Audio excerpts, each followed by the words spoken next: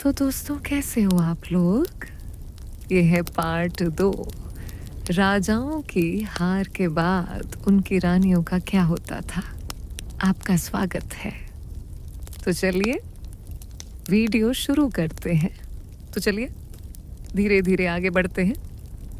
इस बार हमारी यात्रा हमें ले जाएगी उन रानियों की तरफ जिनका जीवन राजा की हार के बाद इतना उलझा हुआ था कि कभी कभी वे खुद इतिहास के लिए भी परेशानी बन गई। सबसे पहले जिक्र करते हैं स्पेन की जुआना ऑफ कैस्टाइल, जिन्हें लोग जुआना द मैड कहने लगे थे।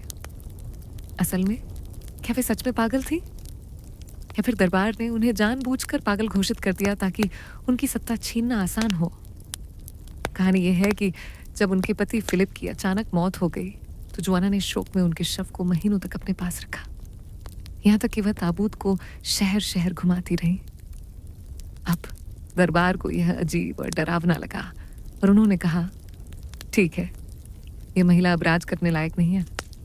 नतीजा, जुआना को एक मठ जैसी जगह में कैद कर दिया गया और वहीं दशकों तक वह गुमनाम जिंदगी जीती रही।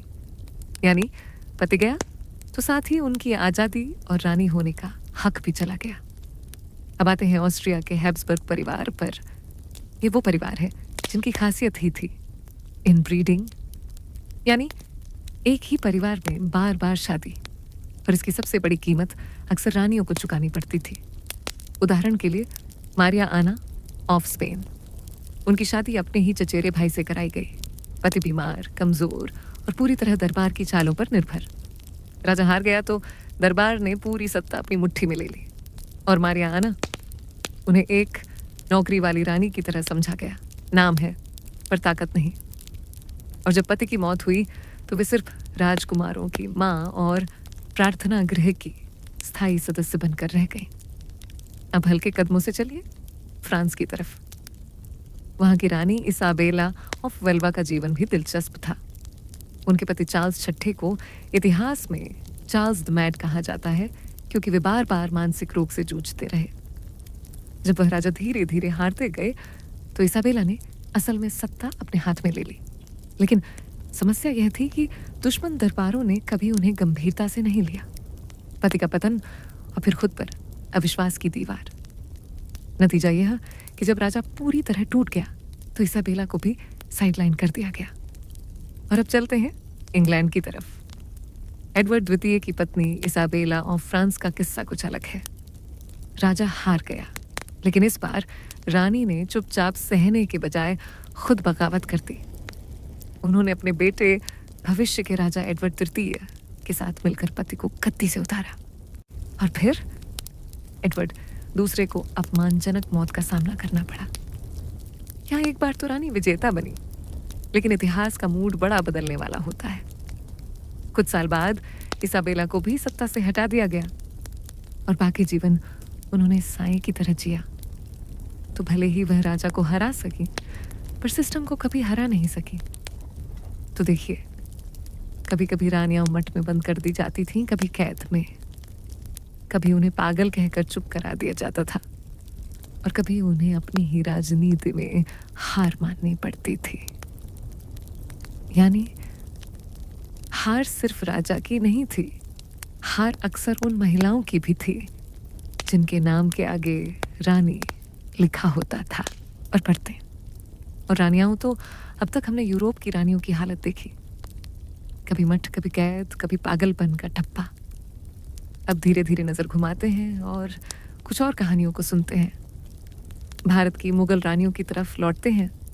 मुमताज महल का नाम सुनते ही लोग ताजमहल याद करते हैं, लेकिन दिलचस्प बात यह है कि शाहजहां की हार और कैद के बाद उनकी अन्य पत्नियों और बेटियों का जीवन अचानक बहुत कठिन हो गया। जब औरंगजेब ने सत्ता अपने हाथ में ली तो शाहजहां की पत्नियां और राजकुमारियां लगभग कैद में सम्मान जैसी स्थिति में आ गई। रानी होना यहाँ भी कोई सुरक्षा कवच नहीं था। एक दिन आप साम्राज्य की तरह शाही महल में रहती हैं, अगले ही दिन आप किसी कोठरी में नजरबंद हो जाती हैं। अब चलते हैं रूस की ओर। यहाँ की महारानियां अक्सर उतनी ही दुखद कहानियों में उलझी जितनी उनके पतियों की। उदाहरण के लिए मारिया नागाया, जो इवान द टेरिबल की आखिरी पत्नी थी। इवान की मौत के बाद उन्हें राजनीतिक बोझ माना गया। दुश्मनों ने उनके बेटे छोटे जार को मार दिया और मारिया को जबरन एक मठ में भेज दिया गया। यानी पति की मौत के बाद वह सिर्फ पूर्व महारानी नहीं रही, बल्कि एकदम चुप भुला दी गई और धार्मिक वस्त्रों में छिपी हुई एक औरत बनकर रह गई। और अगर आप सोच रहे हैं कि ये सब सिर्फ मध्यकाल की कहानियां हैं, तो जरा नेपोलियन बोनापार्ट की पत्नी एम्प्रेस जोसेफिन को याद कीजिए। नेपोलियन ने जब उन्हें तलाक दिया क्योंकि उत्तराधिकारी चाहिए था, तो जोसेफिन ने बाकी की जिंदगी अकेले बिताई। उनके पास एक सुंदर महल और थोड़ी दौलत थी, लेकिन एम्प्रेस वाला तमगा धीरे धीरे सिर्फ याद बनकर रह गया। जब नेपोलियन की हार हुई, तब तक वह उनके जीवन से दूर हो चुकी थी। लेकिन दिलचस्प बात यह रही कि जनता आज भी उन्हें सच्ची महारानी मानती रही। यानी कभी कभी हार रानी की छवि को मिटाती नहीं, बल्कि और गहरी कर देती है। अब लौटते हैं स्पेन की ओर। Maria Luisa of Parma, Spain के चार्ल्स चौथे की पत्नी। जब नेपोलियन की सेना ने स्पेन को रौंदा, तो राजा रानी दोनों को सिंहासन छोड़ना पड़ा। लेकिन हार के बाद मारिया लुइसा की हालत और भी खराब हो गई। लोग उन्हें भ्रष्ट और लालची मानते थे। जनता ने उनका नाम गालियों में बदल दिया और बाकी जीवन उन्होंने निर्वासन में बिताया। कभी रोम, कभी फ्रांस, लेकिन कभी अपने देश की रानी नहीं रही। उनका नाम इतिहास में बचा, लेकिन सम्मान के साथ नहीं। तो हाँ, चाहे दिल्ली हो या मॉस्को, पेरिस हो या मैड्रिड, रानी का भाग्य अक्सर राजा की तलवार से बंधा था। जैसे ही तलवार गिरती, उनका ताज भी गिर जाता। और उसके बाद कैद, निर्वासन, मठ या गुमनामी। तो दोस्तों, हमने देखा कि राजाओं की हार के बाद रानियों की किस्मत कैसी कैसी मोड़ लेती रही। अब कुछ और किस्से और फिर धीरे से इस यात्रा को समेटते हैं। पहले जिक्र करते हैं कैथरीन द ग्रेट की सास, यानी रूस की महारानी एलिजाबेथा एलेक्सीयेवना का। पति की मौत और सत्ता पलट के बाद उनका दर्जा महारानी से घटकर बस सज्जन विधवा बन गया। महल में तो रहती थी, पर उनका अस्तित्व उतना ही मौन था जितना किसी पुराने चित्र का, जिसे दीवार पर टांग दिया गया हो। बस सजावट, कोई असली ताकत नहीं। इसी तरह यूरोप में बहुत सी रानियां निर्वासन की यात्री बन गई। सोचिए, एक दिन आप राजमहल में हैं और अगले ही दिन आपको सीमाओं के बाहर भेज दिया जाता है। नेपल्स की रानी कैरोलाइन बोनापार्ट, जो नेपोलियन की बहन भी थी, को अपने पति की हार के बाद देश छोड़ना पड़ा। बाकी की जिंदगी उन्होंने विदेश में बिताई और कभी भी वो महिमा वापस नहीं पाई जो एक समय उन्होंने सोची थी। और चलिए भारत की तरफ फिर लौटते हैं। रानी लक्ष्मीबाई का नाम तो सब जानते हैं, हालांकि उनकी कहानी थोड़ी अलग है। वह युद्ध में खुद उतरी और हार का सामना किया। लेकिन दिलचस्प बात यह है कि उनकी मौत के बाद झांसी की अन्य रानियां और महिलाओं को अंग्रेजों ने लगभग अदृश्य कर दिया। इतिहास में लक्ष्मीबाई चमकती रहीं, पर बाकी रानियों के लिए वही पुरानी नियति, गुमनामी और पराजय का बोझ। अब थोड़ा कड़वा सच, रानियां हो चाहे कितनी भी शक्तिशाली क्यों ना हो, असल में उनका दर्जा हमेशा निर्भर था। निर्भर राजा पर, निर्भर उत्तराधिकारी पर, निर्भर राजनीति पर। और जब राजा हार जाता था तो पूरी ताकत उनके साथ डूब जाती थी। इतिहास में कुछ नाम तो बचे, Marie Antoinette, Juana the mad, Catherine of Aragon, लेकिन हजारों नाम ऐसे हैं जिन्हें किसी ने दर्ज भी नहीं किया।